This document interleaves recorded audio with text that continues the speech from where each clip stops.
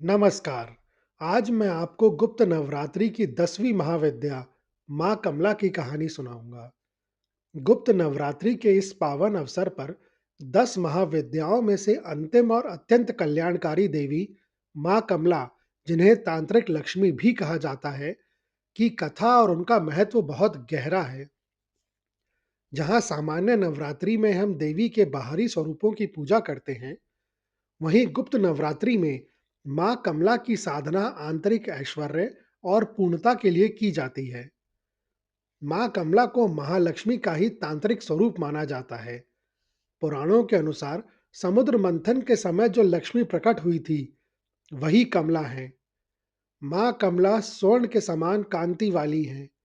वे 4 हाथ वाली हैं और एक खिले हुए कमल के आसन पर विराजमान हैं।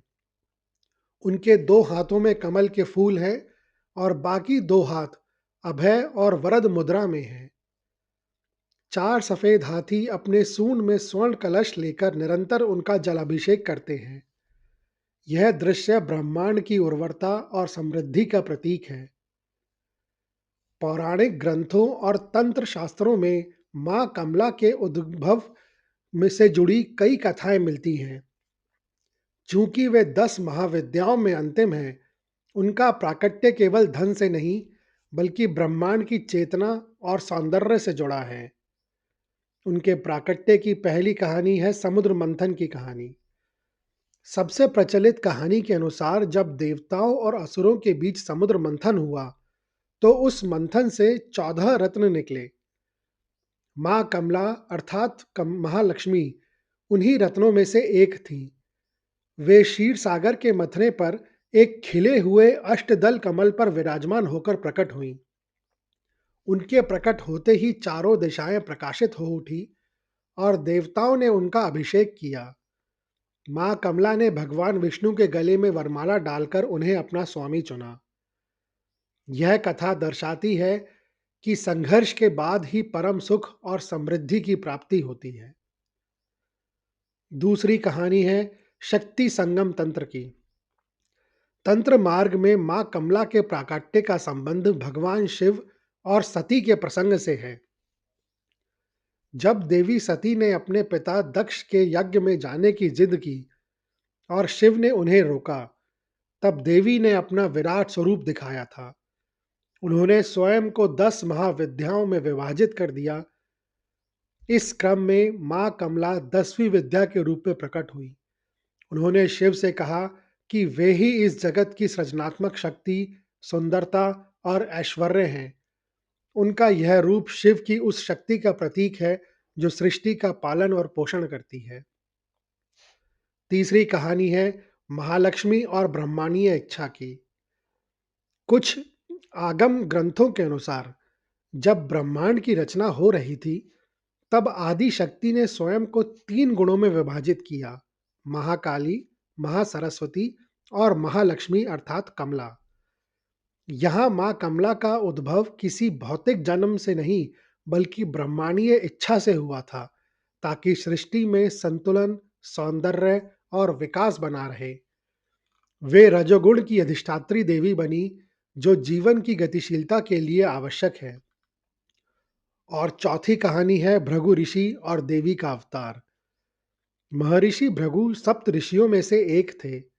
उनकी पत्नी का नाम ख्याति था, जो दक्ष प्रजापति की ही पुत्री थी।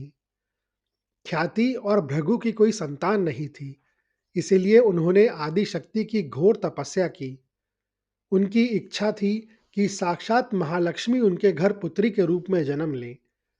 देवी उनकी तपस्या से प्रसन्न हुई और उन्हें वरदान दिया कि वे कुछ समय के लिए उनकी पुत्री बनेंगी। इसके बाद मां कमला ने ख्याति के गर्भ से अवतार लिया, जिनका नाम लक्ष्मी रखा गया। इसीलिए मां को भार्गवी अर्थात भृगु की पुत्री भी कहा जाता है। मां कमला के कुछ और विभिन्न नाम भी हैं, जैसे पद्म प्रिया अर्थात जिन्हें कमल प्रिय है। दूसरा क्षीर सागर तन्या अर्थात क्षीर सागर की पुत्री, जो कि शांति और शीतलता का प्रतीक है। विश्व माता अर्थात संपूर्ण जगत की माता, जो कि पोषण का प्रतीक है। श्री अर्थात परम सौंदर्य और ऐश्वर्य, और सिंधुजा अर्थात सागर की पुत्री। माँ कमला केवल धन की ही नहीं, बल्कि अहंकार का त्याग करने पर श्री और स्थिरता प्रदान करती हैं। मैं आपको माँ कमला से जुड़ी कुछ प्रमुख कथाएं सुनाता हूँ। पहली कथा है इंद्र का अहंकार और माँ कमला का अंतर्ध्यान होना। यह कथा सबसे प्रसिद्ध है और बताती है कि लक्ष्मी अर्थात माँ कमला चंचल क्यों मानी जाती हैं और वे दोबारा कैसे प्राप्त की जा सकती हैं। एक बार देवराज इंद्र अपने ऐश्वर्य के मद में चूर होकर ऐरावत हाथी पर सवार होकर कहीं जा रहे थे। रास्ते में उन्हें महर्षि दुर्वासा मिले, जिन्होंने इंद्र को भगवान विष्णु की प्रसादी माला भेंट की। इंद्र ने उस माला का सम्मान करने की बजाय उसे हाथी के मस्तक पर डाल दिया और हाथी ने उसे नीचे गिरा अपने पैरों पर तले कुचल दिया। इस अपमान से क्रोधित होकर दुर्वासा ऋषि ने इंद्र को श्रीहीन अर्थात लक्ष्मी से रहित होने का शाप दे दिया।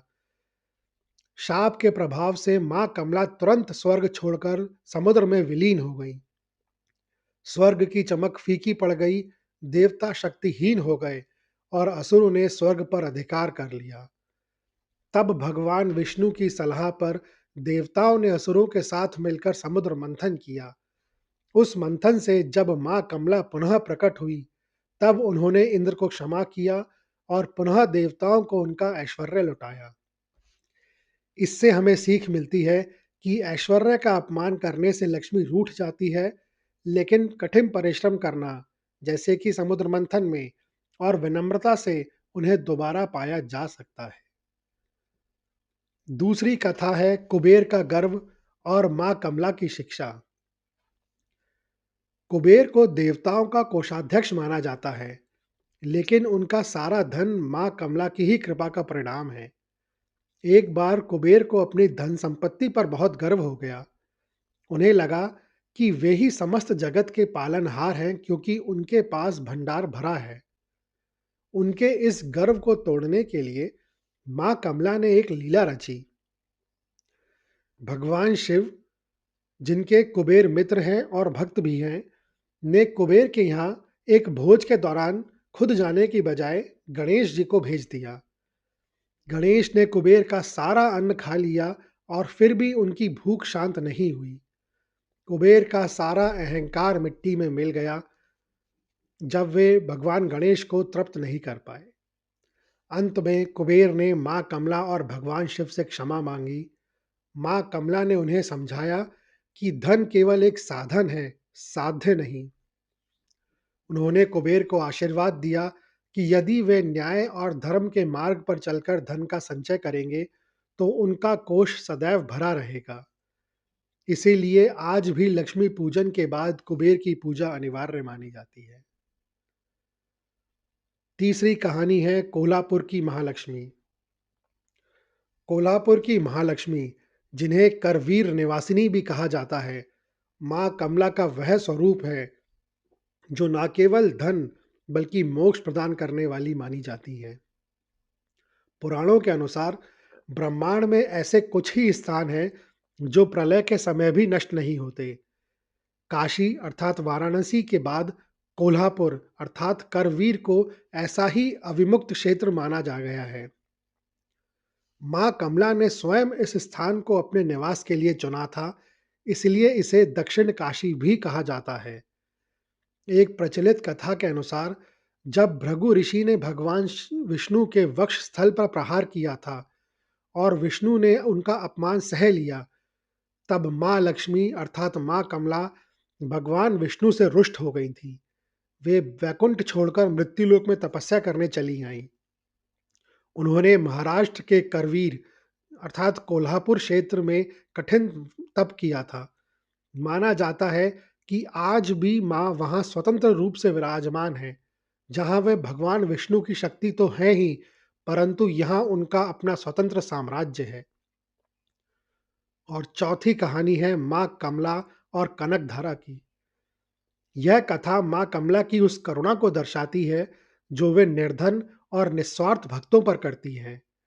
आदि शंकराचार्य एक बार अत्यंत निर्धन महिला के घर भिक्षा मांगने पहुंच गए। उस महिला के पास देने के लिए कुछ भी नहीं था, सिवाय एक सूखे आंवले के। उसने वही प्रेम पूर्वक शंकराचार्य की झोली में डाल दिया। महिला की भक्ति देखकर शंकराचार्य का हृदय द्रवित हो उठा और उन्होंने मां कमला की स्तुति कनकधारा स्तोत्र शुरू की।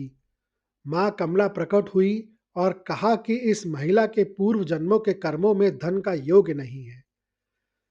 शंकराचार्य ने प्रार्थना की कि इस जन्म में इस महिला ने अपनी अंतिम पूंजी भी दान कर दी है। यह सबसे बड़ा पुण्य है। यह सुन मां कमला प्रसन्न हुई और उस गरीब महिला के घर में सोने के आंवलों की वर्षा कर दी। गुप्त नवरात्रि में मां कमला की पूजा केवल धन दौलत के लिए नहीं, बल्कि श्री अर्थात सौभाग्य और तृप्ति के लिए भी की जाती है। मां कमला 10 महाविद्याओं में 10वीं है। यह क्रम बताता है कि जब साधक 9 अन्य विद्याओं जैसे काली, तारा इत्यादि के कठिन तप और ज्ञान से गुजरता है, तो अंत में उसे कमला के रूप में पूर्ण सुख और भौतिक व आध्यात्मिक संतुष्टि प्राप्त होती है। अन्य महाविद्याएं जैसे छिन्नमस्ता या धूमावती उग्र स्वभाव की मानी जाती हैं, लेकिन मां कमला पूर्णतः सौम्य और वरदायिनी है। इसीलिए गुप्त नवरात्रि में गृहस्थ साधक इनकी पूजा विशेष रूप से करते हैं। जिस प्रकार कमल कीचड़ में खिलता है पर उससे अछूता रहता है, उसी प्रकार मां कमला की साधना मनुष्य को संसार की माया के बीच रहकर भी निर्लिप्त और समृद्ध होने की कला सिखाती है। यह कहानी सुनने के लिए धन्यवाद। अगर आपको यह कहानी अच्छी लगी हो तो कृपया इस वीडियो को ज़्यादा से ज़्यादा लोगों के साथ शेयर करें, लाइक करें व चैनल को सब्सक्राइब करें। कमेंट्स बॉक्स में लिखें जय मां कमला।